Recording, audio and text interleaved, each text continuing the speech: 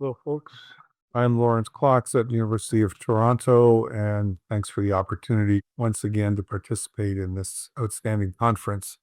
My talk today is entitled The Genomics and Natural History of MRI-visible versus invisible cancers, Implications for Clinical Practice. It's been known for many years that systematic biopsies identify a proportion of patients with clinically significant cancer beyond targeted biopsies.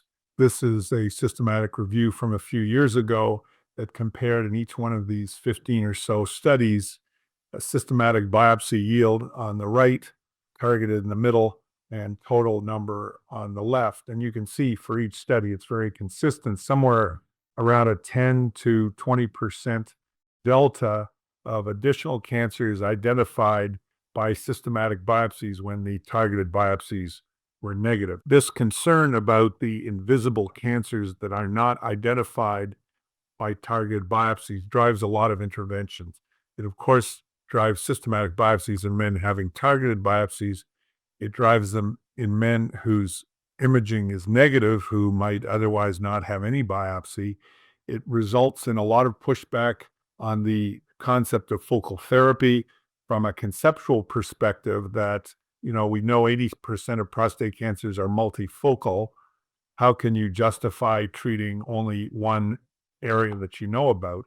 And of course, it drives a lot of patient anxiety in men on active surveillance about the untreated occult cancers that we know some of them have, but have not been identified. I'm proposing a different model, and this is based largely on the radiogenomics of cancer visibility, which is a field that has really only emerged in the last 5 years or so and has really taken off recently, as well as some recent clinical data on how the natural history of invisible cancers compares to the visible ones. So first of all, this is a summary of most of the radiogenomic studies that are now in the literature. There's about 8 or 10 altogether. And I'll just go through some of the most important ones briefly. Just to summarize the conclusions of these radiogenomic studies, which are remarkably consistent. We know that MR visibility is a polygenic trait related to mutations of structural genes involved primarily in stromal organization, cellular architecture, and cell adhesion. We know that the molecular assays like Oncotype and Prolaris are associated with a higher PIRAD score. We know that the hallmarks of cancer aggressivity, the term has been coined nimbosis, meaning all the aggressive features of cancer, that the hallmarks of nimbosis predict for higher PIRAD scores. Loss of P10 associated with higher PIRAD score. And in contrast, the lesions that are not visible on MRI show genetic features that are remarkably similar to those of benign prostate tissue. In other words, they lack the genetic features of aggressive cancers. There are, of course, some exceptions, the main one being the small high-grade cancer that's too small to be picked up given the resolution of MRI. This is probably the best radiogenomic study in the literature at the moment from Scandinavia. You can see on the right, these are the families of genes that are different in visible versus invisible cancer. The larger the circle, the greater the difference. And these are a very familiar group of gene families, including regulation of mitosis, control of methylation, interleukin signaling, and so on. The conclusion of this study was that, first of all, the fact of MR visibility was associated with a molecular signature of a more aggressive phenotype. And that the other conclusion was that sampling visible lesions only with targeted biopsy should be sufficient for accurate risk stratification because the invisible cancers were not the serious life-threatening cancers.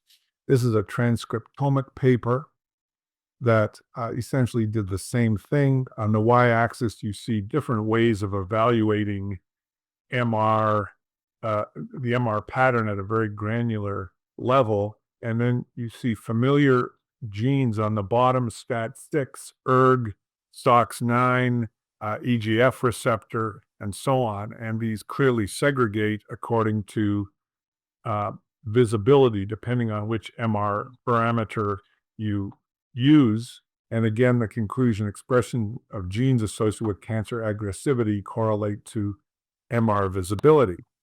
This one was hypoxia-related gene.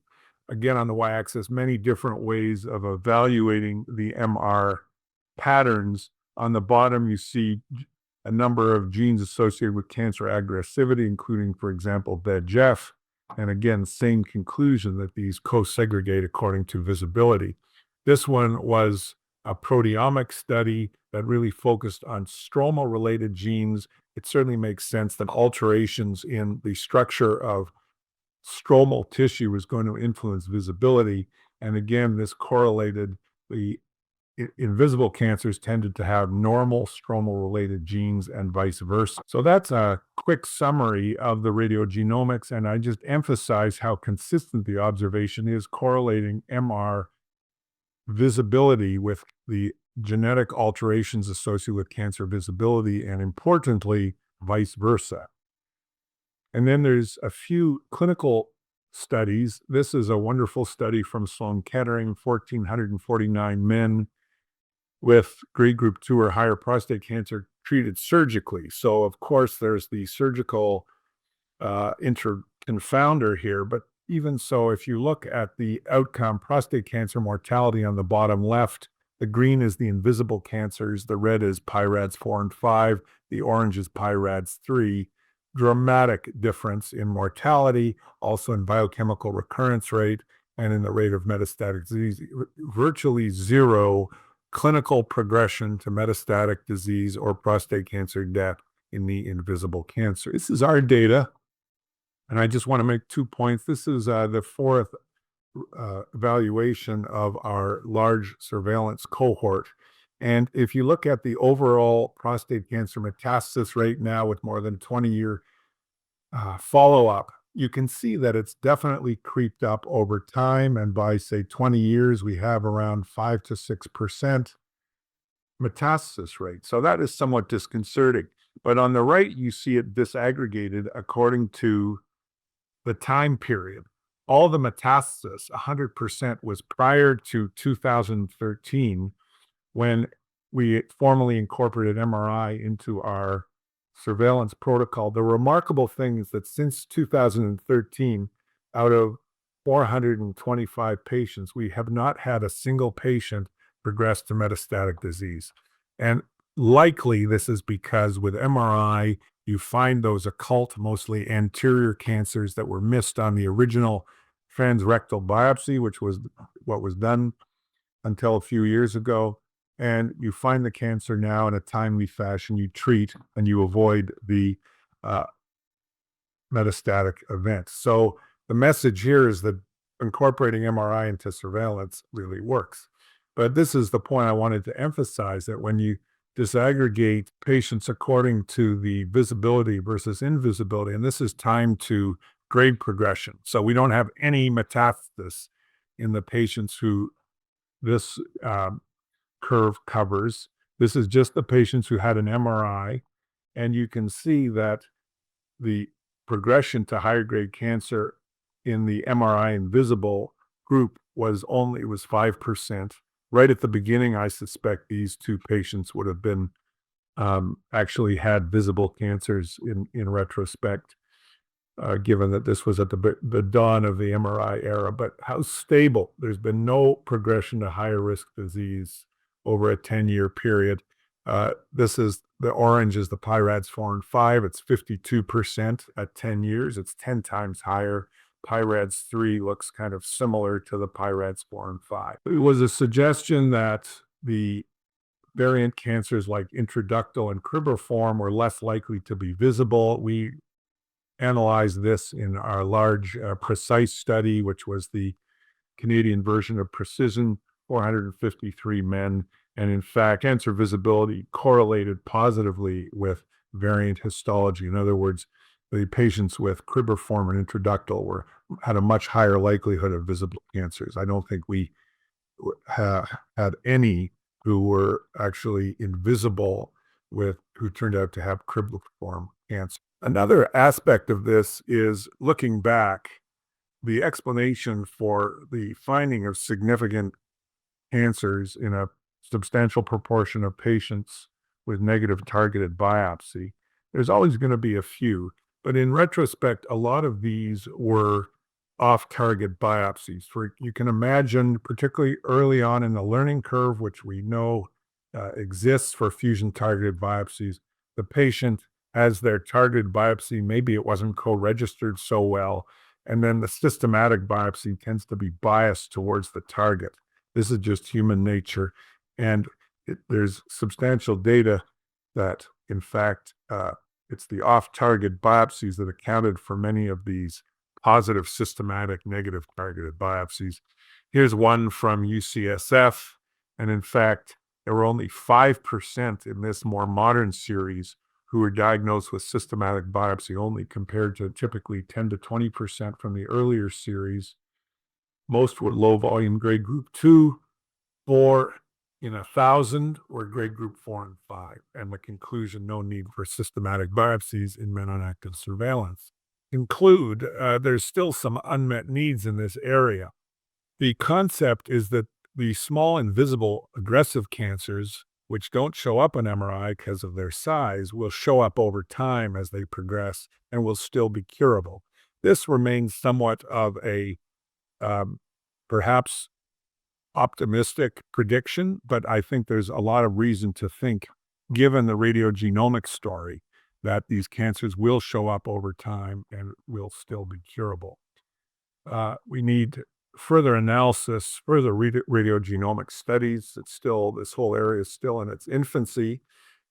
We can learn a lot by interrogating some other existing databases. The Prius database of more than 10,000 patients on surveillance, to the best of my knowledge, has not published their experience with invisible versus visible cancers, and that would be very much validating. We have new imaging technologies, micro-ultrasound, PSMA. You get discrepancies. What does it mean when the micro-ultrasound is visible, MRI invisible, and vice versa, and how to incorporate PSMA into this? The PIRADS-3 are the problem childs. In our active surveillance series, they look more like PIRADS-4 and 5. There is data that when the micro-ultrasound is negative in the face of PIRADS-3, that this has 100% negative predictive value for clinically significant cancer, but this is an area that needs more work. And finally, there's the other side of the coin.